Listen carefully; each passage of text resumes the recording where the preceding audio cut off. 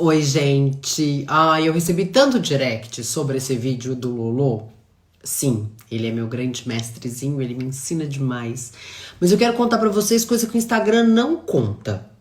Os bastidores desse vídeo. Ele não começou com uma coisa poética, romantizada, muito pelo contrário. Ele começou porque o Lolo tava tendo alguns rompantes de raiva e alguns comportamentos super agressivos. E eu não sei aí, pra quem tem filho, mas o grande exercício quando a gente vê algum desvio de comportamento do nosso filho é olhar pra gente.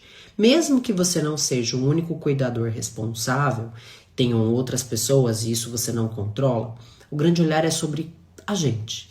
E aí eu percebi que, de uma certa forma, a parte que cabia a mim seria o de menos correção e mais autonomia. O que eu quero dizer com isso?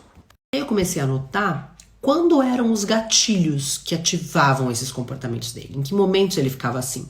E aí eu percebi que era principalmente relacionado à baixa tolerância à frustração, ou quando as coisas não aconteciam do jeito que ele queria, ou quando ele não conseguia fazer as coisas do jeito que ele queria. Nada diferente de um adulto. A diferença é que uma criança ainda não tem o sistema racional 100% formado até o fim, a parte cerebral. E é óbvio, é diferente, ele é incapaz fisiologicamente de regular suas emoções. Então é óbvio que ele vai ter esses rompantes, não é nenhum desafio pessoal a mim ou qualquer cuidador. Então eu percebi que qual é o elemento que poderia trazer isso? Ao invés da correção ou punição, o grande fator diferencial seria estimular a autoconfiança. Só que como que a gente trabalha a autoconfiança infantil?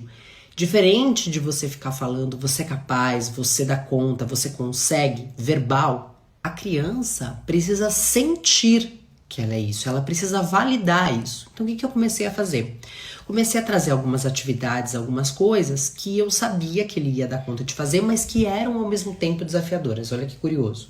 Não pode ser algo fácil que ele já sabe fazer. Em paralelo a isso, também contei para ele a historinha da estrelinha, que é uma história que eu invento, que eu inventei e que ele adora, que é o quanto cada um tem uma estrelinha própria com seus talentos que o Papai do Céu deu para si. E aí, depois de fazer ele vivenciar essas atividades e ele se sentir bem com ele mesmo, aí sim a gente foi para uma atividade que antes ele estava super frustrado e não estava dando conta, que era pintar o gesso. E aí ele teve uma percepção diferente de si. E aí todo o resultado dele começa a ser diferente, mas não a partir do que eu falo, mas sim a partir do que ele vive.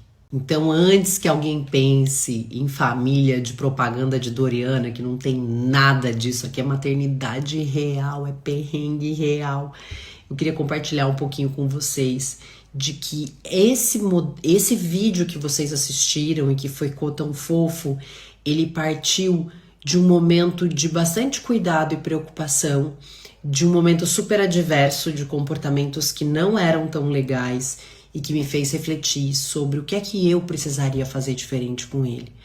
Então, eu acho que o grande olhar para as coisas quando elas não estão saindo bem é como eu cresço com isso. E sem aquela positividade tóxica de agradecer por todos os perrengues o tempo inteiro, não é isso.